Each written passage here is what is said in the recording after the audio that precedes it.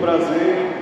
Eu saúdo aos jovens, aos adolescentes e a toda a igreja com a graça e a paz do nosso Senhor Jesus. Amém? Amém. Estou muito feliz com essa oportunidade, mais uma vez, de estar pregando a palavra de Deus para essa míriade de cristãos, essa míriade de homens e mulheres de Deus, de jovens e adolescentes. Graças a Deus pela oportunidade, graças aos líderes também. Eu quero agradecer aos líderes por terem me confiado a liderança dos adolescentes e a liderança da juventude também. E desde já eu quero convidar os irmãos a abrir as vossas Bíblias em 2 Timóteo, segunda epístola do apóstolo Paulo a Timóteo. O capítulo é o de número 2, o versículo é o de número 2 a seguir. Segunda epístola de Paulo ao seu filho na fé, Timóteo, capítulo de número 2, versículo de número 2 a seguir. Quem encontrar, pode dizer amém. Glória a Deus. Assim diz a palavra do Senhor: participe, e o que você ouviu de mim na presença de muitas testemunhas, isso mesmo transmita a homens fiéis, idôneos para instruir a outros. Participe dos meus sofrimentos, como bom soldado de Cristo Jesus. Nenhum soldado em serviço se envolve em negócios dessa vida, porque o seu objetivo é agradar aquele que o recrutou. Amém? Em algumas traduções, o versículo pode estar assim: não se embaraça com negócios dessa vida. Amém? Então nós estamos aqui diante da palavra de Deus. Nós estamos aqui diante de uma palavra de Deus que traz uma metáfora lindíssima, uma metáfora fortíssima sobre a vida cristã, que é do soldado, a metáfora do soldado. Todos aqui nessa noite somos soldados. Cadê os soldados? Onde estão os soldados? Podem fazer essa glória.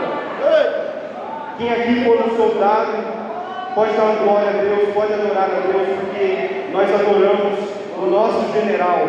Nós queremos agradar o nosso general, que é Cristo Jesus. Glória a Deus, aleluia. Essa epístola foi escrita pelo apóstolo Paulo nos seus últimos dias de vida. O apóstolo Paulo está ali nos seus últimos anos de vida. Ele está ali próximo à sua morte. Então ele escreve essa epístola para o seu filho na fé, Timóteo. Timóteo, que foi um jovem a qual ouviu a sua pregação em Listra, na cidade de Listra. Ele ouve a pregação da palavra juntamente da sua mãe Eunice e da sua avó Lloyd. Ele ouve a pregação da palavra que Paulo traz. Ele sendo filho de pai gentil, filho de pai grego e filho de mãe judia, ele não era tão aceito na comunidade judaica por causa da sua parte gentia, e ele não era tão aceito na comunidade grega por causa da sua descendência judaica através da sua mãe. Então Timóteo, ele ouve aquela pregação de Paulo, que é a pregação de um Deus que é um Deus dos gentios e um Deus dos judeus. E ele fala: é esse evangelho que eu quero levar para a minha vida. E ele vai ver Paulo se entregando tanto àquela mensagem, se sacrificando, se entregando como um sacrifício vivo, porque ele vai ver que Paulo é apedrejado naquele momento. Ele fala: é essa mensagem que eu quero esse evangelho, eu quero essa palavra viva. E ele vê que aquilo estava de acordo com as sagradas escrituras da Torá, do Antigo Testamento, da Taná. Então ele percebe: é essa mensagem que eu quero levar para a minha vida. Então, mais para frente, Timóteo vai se tornar um filho na fé de Paulo. Ele vai acompanhar Paulo em muitas das suas viagens missionárias. E ele vai com Paulo para aqueles lugares, para aquelas regiões de gentios, de pessoas que não conheciam a palavra de Deus, pregar a palavra de Deus juntamente com ele. E agora, nos últimos dias da vida de Paulo, Timóteo já é um pastor presidente. Aleluia! Ele é o pastor presidente de Éfeso.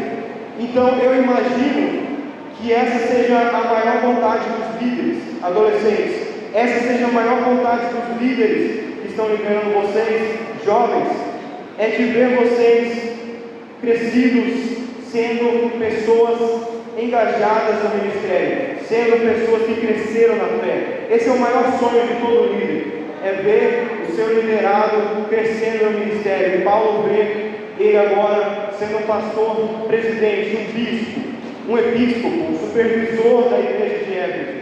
E agora, quando Paulo vai afirmar para ele que ele não deve se envergonhar das suas raízes, ele não deve se envergonhar que ele veio de Paulo, ele não deve se envergonhar de Paulo, porque Paulo agora está preso, Paulo está em correntes. Paulo escreve essa carta provavelmente em prisão domiciliar, porque nós vemos em Atos no capítulo 28 que Paulo aluga uma casa e ele passa os últimos anos da sua vida naquela casa. Então provavelmente ele estaria em prisão domiciliar em Roma, e agora ele está prestes a ser executado. Ele vai dizer nessa epístola aqui: está próxima a sua oferta de libação. A oferta de libação era uma prática que era comum dos judeus no templo. Quando eles tinham acabado de sacrificar um animal, era comum que os judeus no templo, para lavar o altar, eles passassem o vinho ou azeite sobre o altar. Essa era chamada oferta de libação, para que o altar fosse então limpo e para que a cerimônia fosse tida como encerrada. Então Paulo está dizendo: a minha vida já está acabando, a minha cerimônia, esse culto vivo já está acabando. Mas ele vai dizer: eu fui um soldado, eu combati o bom combate, eu terminei a carreira, eu guardei a fé, eu fui até o fim. E ele vai dizer: você também deve vir até o fim comigo, como um soldado nas trincheiras. Você vai vir comigo, você vai participar dos meus sofrimentos. Quem está entendendo? Diga glória a Deus. Glória a Deus. Então nós vemos que nesse capítulo, esse livro ele pode ser dividido em duas partes principalmente. A primeira parte, Paulo vai admoestar Timóteo que ele aceite o seu chamado, que ele aceite aquilo a que ele foi chamado. E na segunda parte ele vai admoestar, ele vai exortar que ele não deixe que os falsos mestres estejam corrompendo a igreja do Senhor, que mesmo que os falsos mestres estejam indo para uma direção que ele não deve tomar, que ele seja remanescente, que ele seja pregador da palavra de Deus, a tempo e fora de tempo, em uma ocasião oportuna e uma ocasião inoportuna, que ele esteja sempre pregando a palavra, que esteja sempre firme naquilo que ele ouviu da boca de Paulo e da pena do apóstolo Paulo também. Glórias a Deus, aleluia. Então nós chegamos ao capítulo 2, e no capítulo 2 nós vemos que ele traz três metáforas principais sobre o ministério e sobre a vida cristã. Ele vai dizer que o cristão ele é como um soldado que se alista ao seu general, e que ele está naquela guerra. Então porque ele está naquela guerra, ele não tem tempo para as coisas dessa vida. E ele também vai dizer que o cristão é como um atleta que busca uma coroa, mas ele só pode receber aquela coroa se ele jogar conforme as regras, se ele participar do campeonato conforme as regras. E ele também vai comparar o cristão ao agricultor, que sempre come dos frutos da sua lavoura. Então nós vemos que aqui ele está trazendo essa metáfora do soldado, e é sobre isso que eu quero pregar nessa noite. O que faz um bom soldado de Cristo? Quais são as características de um bom soldado de Cristo? Esse é o título dessa pregação: as características de um bom soldado de Cristo. Primeiramente, o bom soldado de Cristo vai à luta. O bom soldado de Cristo vai à luta. Eu te faço uma pergunta: você está pronto para essa luta? Adolescente, você está pronto para essa luta? Será que você está pronto para essa luta, jovem? Você quer essa luta? Você quer se alistar? Você quer batalhar? Você está pronto para sofrer essas perseguições? Você está pronto para esse campo de batalha? Porque o mundo lá fora é um campo minado. Nós sabemos que o mundo lá fora está cheio de tentações, está cheio de coisas erradas, está cheio de inveja, está cheio de religiões que prometem coisas que afagam o nosso ego. Mas aqui na igreja, aqui no templo, quando nós nos reunimos, nós viemos ouvir a palavra de Deus, e essa é a palavra que nos guia em meio a esse campo de batalha. Você está pronto? Você tem desejo de lutar? Essa luta que nós lutamos não é uma luta obrigatória. Nós não estamos falando de um alistamento obrigatório. Não é que você vai fazer 18 anos e você vai ser obrigado a se alistar no exército de Cristo. Acontece que essa luta, você não pode fugir dela. Ela não é obrigatória, mas você não pode fugir dela. Mesmo que você não queira participar desse exército, lá fora vai estar um caos. Você vai se deparar com essa luta. Você vai acabar sendo vítima de fogo cruzado.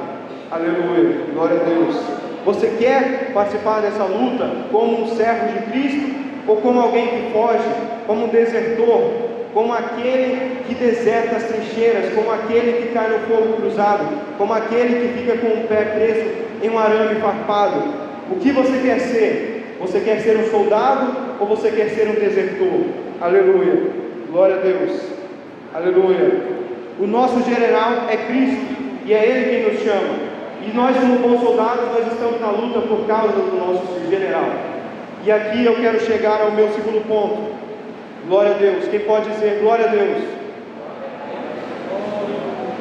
Aqui eu quero chegar ao meu segundo ponto, que é: o bom soldado de Cristo tem uma causa.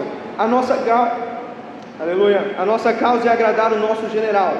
Por isso que nós não nos envolvemos com os assuntos dessa vida, enquanto nós estamos em serviço.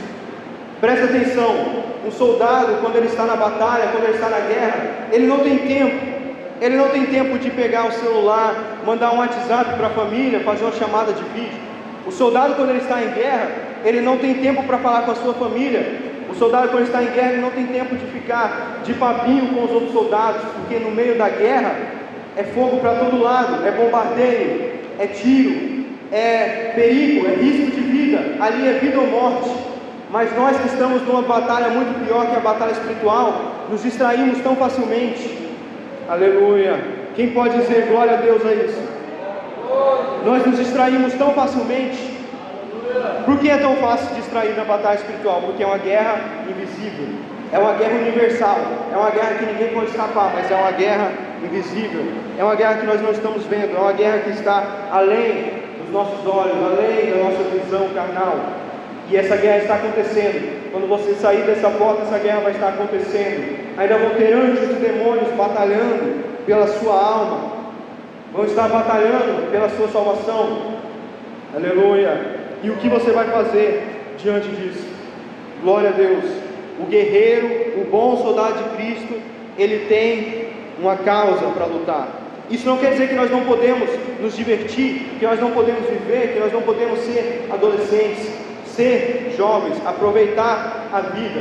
Nós devemos aproveitar essa jornada para falar com os soldados, para animar o soldado, para encorajar o soldado que está aí do seu lado. Diga uma palavra de encorajamento para o soldado que está do seu lado nessa noite. Se você puder dizer alguma palavra, diga força, diga coragem, seja corajoso, seja forte e corajoso, aleluia. Uma palavra assim nós não percebemos, mas essa palavra que nós falamos para o soldado que está do nosso lado, pode mudar tudo. Talvez essa pessoa estivesse caindo, talvez essa pessoa estivesse morrendo, e você falou uma palavra de encorajamento para ela, e ela falou: eu quero continuar firme. É esse Jesus que eu sirvo, é o Jesus que não me abandonou, é o Jesus que não me deixa para trás, é o Jesus que está na trincheira comigo, aleluia, glória a Deus, aleluia Jesus. Então vamos para o terceiro ponto. O bom soldado de Cristo, ele tem um alvo claro. O bom soldado de Cristo, ele não pode sair atirando para todo lado. O bom soldado de Cristo, ele não pode atirar em qualquer pessoa. O bom soldado de Cristo, ele não mata ninguém. Os soldados de Cristo têm um alvo claro, e ele está lá em Efésios 6, no capítulo 6 de Efésios, no versículo de número 12. O nosso adversário, a nossa luta não é contra a carne, nem contra a sangue. A nossa luta é contra os principados e potestades, é contra os seres celestiais, aquelas hostes espirituais das regiões celestiais, aleluia. A nossa luta não é contra o irmão. E meus irmãos, nós temos errado tanto nisso, porque muitas vezes nós pensamos que a nossa luta é contra a carne, que a nossa luta é contra a sangue, ou seja, que a nossa luta é contra o outro. Muitas vezes o inimigo tem feito a gente pensar que a nossa luta não é contra ele, mas é contra o irmão que está do seu lado. Talvez ele tenha feito você pensar que a luta dele não é contra ele, que a sua luta não é contra ele, mas sim contra aquele que está vivendo sob o mesmo teto que você. Talvez você esteja pensando que a luta do crente não é contra o diabo, mas sim contra um governante, mas sim contra um governo, mas sim contra um tipo de pessoa, mas sim contra uma classe social, mas sim contra uma raça, contra um gênero, contra uma cor. Mas a nossa luta é contra os demônios, a nossa luta é contra os principados e potestades, a nossa luta não é contra a nossa família, não é contra os nossos irmãos, não é contra nós mesmos, a nossa luta é contra esses demônios que estão aqui, eles estão nos rodeando. O diabo ele está buscando a quem ele possa tragar, bramando como um leão. E o que você vai fazer? Você vai atacar. Você tem um alvo, e esse alvo não é as pessoas. Por meio de indiretas, por meio de fofocas, por meio de insultos, por meio de falta de educação, o inimigo tem agido, e o inimigo tem enfraquecido o exército dos cristãos. O inimigo tem enfraquecido o nosso exército. Ele fica sentindo o cheiro de intriga, e ele fica buscando a quem ele possa tragar. E não é contra as pessoas, mas é contra os principados e as potestades nas religiões celestiais. Quem está entendendo, pode dizer aleluia. Aleluia, glória a Deus. Aleluia, aleluia, Jesus. Então, nós podemos entender também que o apóstolo Paulo, mais para frente, na sua epístola, no 2º capítulo, ele vai dizer que existem discussões que são discussões profanas, e essas discussões ele vai comparar a gangrena. A gangrena era uma doença que dava naqueles que faziam parte da Primeira Guerra Mundial. Essa era uma doença que acontecia na Primeira Guerra Mundial, a gangrena. Quando eles estavam ali nas trincheiras, aqueles soldados estavam nas trincheiras. O que eram as trincheiras? As trincheiras eram aqueles corredores, aqueles buracos, aquelas valas que eles cavavam no solo, e eles ficavam ali debaixo daqueles buracos, dentro daqueles buracos, eles ficavam ali esperando que o exército inimigo chegasse nas outras trincheiras, então, para que eles pudessem atirar. E a linha de frente ficava ali cheia de armamentos, ficavam ali com metralhadoras, com bombas, com canhões, eles ficavam ali esperando que o exército inimigo fosse chegar. E no meio das trincheiras tinha a terra de ninguém. A terra de ninguém era nada mais, nada menos do que a região em que não tinha uma trincheira. Era a região entre a trincheira inimiga e a outra trincheira inimiga. E nessa região tinham arames farpados e corpos dos soldados que haviam morrido. E nessa região nós percebemos que é uma região sem dono, por isso era chamada de terra de ninguém. Então ali eles estavam correndo risco de vida. Mas nas trincheiras nós percebemos que eles eram expostos à água, eles eram expostos à chuva, eles eram expostos à umidade.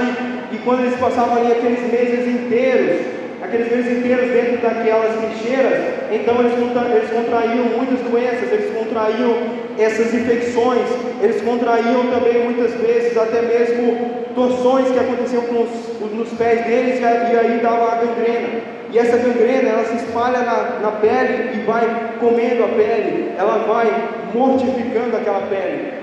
E da mesma forma, Paulo compara as discussões profanas com a gangrena. Então muitas vezes o diabo está usando as discussões profanas para comer a sua pele, para te tirar da presença de Deus, para te mortificar, para te afastar da presença de Deus. Você está morrendo e você não está percebendo. Tem muitas pessoas dentro da igreja que estão morrendo e não estão percebendo. Por quê? Porque essa febre, essa doença já contaminou eles por completo. Aleluia, glória a Deus. Essa é uma palavra digna de toda aceitação. Aleluia, glória a Deus. Quem pode dizer glória a Deus? Essas discussões nos deixam estagnados, elas vão nos matando e vão se espalhando pela nossa carne, como se fossem um vírus. Aleluia. Mais para frente eu quero falar mais sobre esse assunto das trincheiras. E agora vamos direto para o quarto ponto. O bom soldado de Cristo, ele precisa ter armamento e ele precisa ter armadura. Vamos para Efésios 6. Quem puder abrir a Bíblia em Efésios 6, pode abrir a Bíblia em Efésios 6, no versículo de número 10 a seguir. Vamos ler a palavra de Deus. Quanto ao mais, sejam fortalecidos no Senhor e na força do seu poder. É Ele que nos fortalece. Paulo vai dizer que é a graça que nos fortalece. Tu, porém, fortifica-te na graça que há em Cristo Jesus, nosso Senhor. Aleluia, glória a Deus. Versículo 11, Efésios 6, versículo 11. Vistam-se com toda a armadura de Deus, para poderem ficar firmes contra as ciladas do diabo. toda a armadura de Deus, não é uma parte. Toda a armadura de Deus, não é uma parte. Aleluia. Vistam-se com a armadura de Deus para poderem ficar firmes contra as ciladas do diabo. Por quê? Porque a nossa luta não é contra a carne nem contra o sangue, mas contra os principados e as potestades, contra os dominadores deste mundo tenebroso, contra as forças espirituais do mal nas regiões celestiais. Versículo 13. Por isso peguem toda a armadura de Deus para que vocês possam resistir no dia mau, e depois de terem vencido tudo, permanecer inabaláveis. O dia mau, todo dia era um dia mau nas trincheiras, todo dia era um dia mau. Mas eu quero dizer, não importa se o seu dia hoje foi bom ou se ele foi mau, permaneça firme, resista, permaneça firme, permaneça firmado em Jesus, permaneça com a armadura de Deus, permaneça cingido os vossos lombos com a verdade, com a couraça da justiça. Não se abata, aleluia, glória a Deus. Então nós vemos que nesse versículo nós vemos que está escrito para que resistam o dia mau. Na trincheira todo dia era um dia mau, porque eles estavam ali expostos à umidade, estavam ali expostos ao clima, eles estavam ali muitas vezes expostos àquele odor daqueles que estavam morrendo do lado deles, eles estavam ali do lado de todas aquelas pessoas feridas, eles não podiam fazer nada. O sangue daquelas pessoas não podia ser estancado. Por quê? Porque havia muita infecção naquele lugar. Aleluia. E nas trincheiras, que eram essas valas que os soldados abriam nos solos, no ponto mais alto eles colocavam sacos de areia e arames farpados que protegiam os soldados das balas e dos estilhaços de bombas. Nós percebemos que eles eram estratégicos. Não é só o nosso exército inimigo que pode ser estratégico, não é só o diabo que tem que ser estratégico, o crente tem que ser estratégico. O crente tem que ter estratégia. O crente não pode viver de qualquer jeito. Se nós deixarmos o diabo comandar as nossas vidas, é óbvio que nós vamos cair, é óbvio que nós vamos morrer, é óbvio que o nosso barco vai afundar. Mas se nós deixarmos o general fazer todas as estratégias, se nós deixarmos o general dar todas as ordens, se nós obedecermos a ele, nós venceremos, nós triunfaremos. Aleluia, glória a Deus. E muitas daquelas pessoas, quando elas estavam ali, elas também ficavam com febre. Nós percebemos que eram dias difíceis, e muitas vezes na nossa vida são dias como esse, são os dias de trincheira. Nós vivemos dias de trincheira e esses dias são ruins. Eles não sabiam se eles iam voltar para casa, para suas famílias, eles não sabiam, talvez eles não voltassem, eles estavam correndo risco de vida, mas eles estavam ali. Por quê? Porque eles tinham uma causa, eles tinham armadura, eles tinham armamento, eles tinham um propósito, eles eram soldados e iriam agradar o seu general. Aleluia, glória a Deus. Nós somos soldados e nós queremos agradar o nosso general. Aleluia. Então fica na trincheira, porque na terra de ninguém é pior. Fica na trincheira, porque se você sair, vai ser pior. Por quê? Porque tem fogo cruzado para todo lado, tem bombardeio, o inimigo está lançando seus dados inflamados. O exército inimigo muitas vezes lançava gás tóxico sobre as pessoas, do outro exército inimigo. Eles lançavam gás tóxico e aquele gás contaminava todos eles. Então nós não podemos sair das trincheiras. Por quê? Porque nas trincheiras tem Jesus Cristo. Do nosso lado tem Jesus Cristo, tem o médico dos médicos, aquele que sara toda ferida, aquele que cura toda a nossa dor, aquele que tomou sobre os seus ombros toda a enfermidade, aquele que morreu no Calvário, aquele que morreu no madeiro, aquele que se fez maldição por nós e para nós preparou morada. Aleluia, glória a Deus. Nós vamos para casa, nós estamos indo para casa. Aleluia. Quem acredita nessa palavra, diga glória a Deus. Então vamos continuar em Efésios 6, versículos de número 13, de número 14. Portanto, fiquem firmes, cingindo-se com a verdade e vestindo a couraça da justiça. Algumas traduções trazem cingindo os lombos com a verdade. Aqui nada mais é do que as pessoas do tempo bíblico, eles usavam túnicas. Os homens do tempo bíblico, eles usavam túnicas, aquelas túnicas compridas, que iam até o pé, adolescentes. Usavam aquelas túnicas que iam até o pé. Então quando eles precisavam fazer uma atividade física, eles tinham que dobrar aquelas túnicas, tinham que pegar pelas pontas, dobrar aquelas pontas, e então eles colocavam aquelas pontas sobre o cinto, fazendo um cinturão sobre o cinto deles. Então é isso que o apóstolo Paulo está dizendo aqui. nós precisamos nos vestir com o cinturão da verdade. Para quê? Para a gente poder se movimentar livremente, para a gente poder ir e vir, para a gente poder guerrear, para a gente poder marchar, para a gente poder batalhar. A gente precisa usar o cinturão da verdade. Glória a Deus, aleluia. Vestir a couraça da justiça. A couraça, nos tempos de Paulo, era muito importante, porque os soldados romanos, os legionários romanos, eles usavam as couraças que vinham do pescoço até abaixo da cintura, e eles eram protegidos na frente e na costa. Então, nós somos protegidos de todos os lados se nós usarmos a couraça da justiça, se nós praticarmos atos de justiça, se nós não nos conformarmos com a maldade, viu, adolescência, a maldade na escola, se nós não conformarmos com a maldade na escola, se nós não conformarmos com a maldade na faculdade, se nós não conformarmos com a maldade no mundo, nós estaremos protegidos contra as ciladas do diabo, aleluia, glória a Deus. Portanto, fiquem firmes, tenham os pés calçados com a preparação do Evangelho da paz.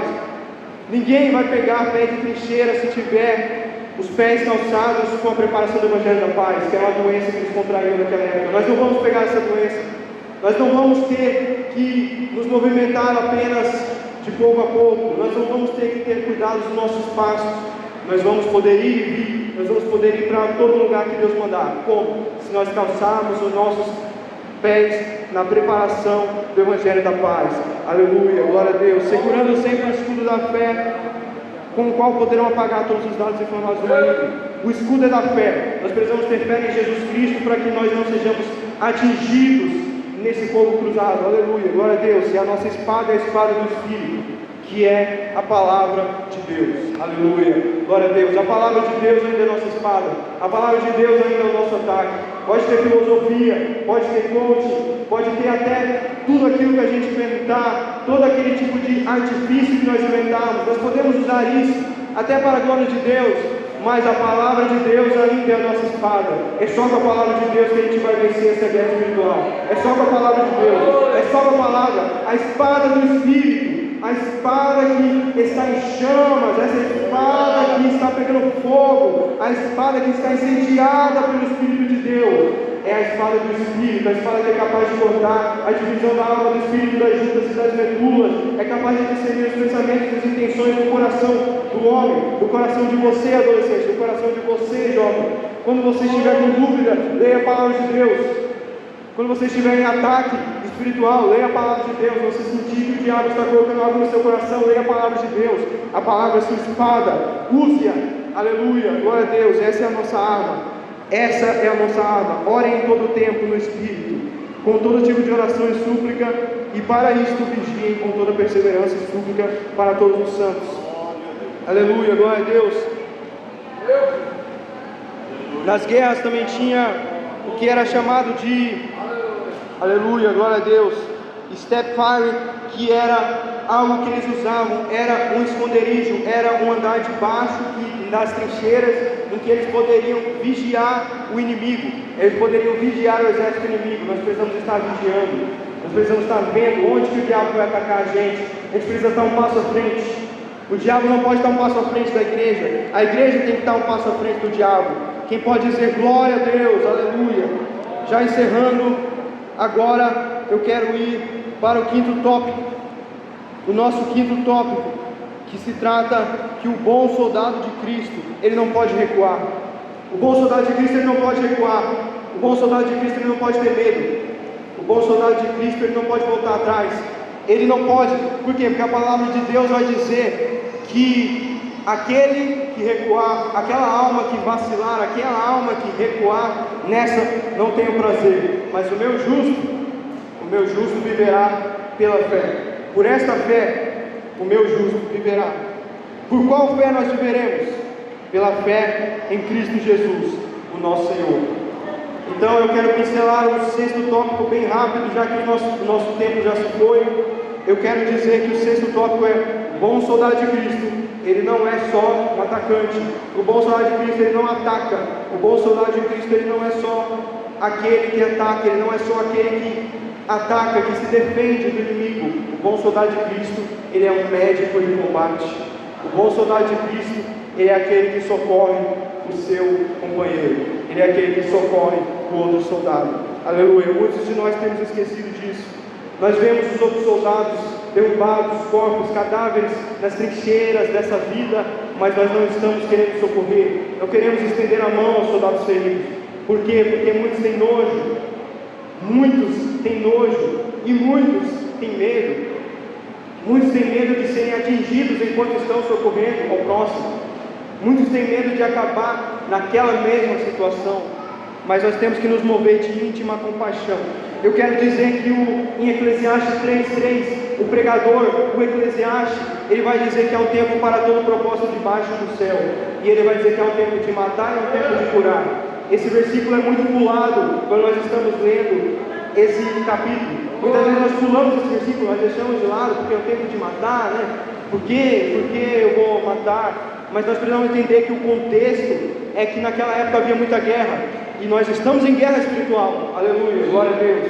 Então havia um tempo de matar, havia um tempo de atacar, tem um tempo de você atacar, tem um tempo de você atacar os dados inflamados do maligno, tem um tempo de você se defender, mas também tem um tempo de curar, tem um tempo de estender a mão, tem um tempo de curar, tem um tempo de sarar as feridas, tem um tempo de o soldado se transformar num bom samaritano. O soldado ele vai virar um bom samaritano. O que foi o exemplo do bom samaritano, igreja? O bom samaritano, quando todos os religiosos, quando todos os mestres da lei passaram de lado, o bom samaritano olhou aquela pessoa que estava precisando, aquela pessoa que foi assaltada, aquela pessoa que foi ferida, fortemente ferida. Ele estendeu a mão, e não só ele estendeu a mão, como ele fez 4 coisas. Ele se envolveu de íntima compaixão. Nós precisamos ter isso, se mover de íntima compaixão. Por quê? Porque nós muitas vezes temos uma pena que é superficial, mas ele se moveu de íntima compaixão, assim como Jesus Cristo. Aquele bom samaritano se move de íntima compaixão, e nós precisamos ter isso com os soldados que estão nas trincheiras conosco, aleluia. E segundo, ele fez curativos. Muitas vezes nós queremos fazer curativos com toda a força, nós queremos curar aquela pessoa, mas tem que ser com toda a força, e não é assim. Tem que ser com calma, tem que prestar atenção, tem que saber ouvir. Muitas vezes o curativo que aquela pessoa precisa é um curativo emocional. Talvez você precise dar um conselho emocional para aquela pessoa, talvez você precise dar um conselho da Bíblia, da palavra de Deus para aquela pessoa. Ou então talvez você só precise recomendar a ela até mesmo um versículo da palavra de Deus, e ela vai ser curada. E nós vemos que o terceiro elemento que o bom samaritano vai usar é o elemento do vinho, o sangue de Cristo, aleluia, glória a Deus. Nós precisamos passar o sangue de Cristo sobre as feridas do nosso companheiro. Nós precisamos falar: Jesus morreu por você. Nós precisamos passar esse sangue, porque esse sangue que lava, esse sangue purifica. O sangue era usado como um desinfetante e também era usado como um analgésico. Esse é o sangue. O vinho era usado como um desinfetante e era usado como um analgésico para passar nas feridas daqueles que estavam ali, muitas vezes feridos, caídos no chão. Então nós precisamos usar esse sangue, o vinho, o sangue de Cristo, como um analgésico para curar toda dor, como um desinfetante para lavar de todo o pecado, para limpar todas as feridas. E o azeite, o quarto elemento, o azeite, o Espírito Santo. É o Espírito Santo, esse toque suave que convence o pecador. Não há nada que se compare ao toque do Espírito Santo, não há nada que se compare à unção do Espírito Santo sobre o soldado ferido. O soldado ferido precisa disso, precisa de compaixão, curativo, azeite e vinho. Quem pode dizer glória a Deus? Aleluia. E aqui eu encerro a minha oportunidade. Aqui eu concluo dizendo: nós somos soldados de Cristo. Nós estamos em uma batalha que muitas vezes nós não entendemos. Você adolescente está em uma guerra invisível. Você adolescente é um soldado, e o bom soldado de Cristo ele precisa ir à luta.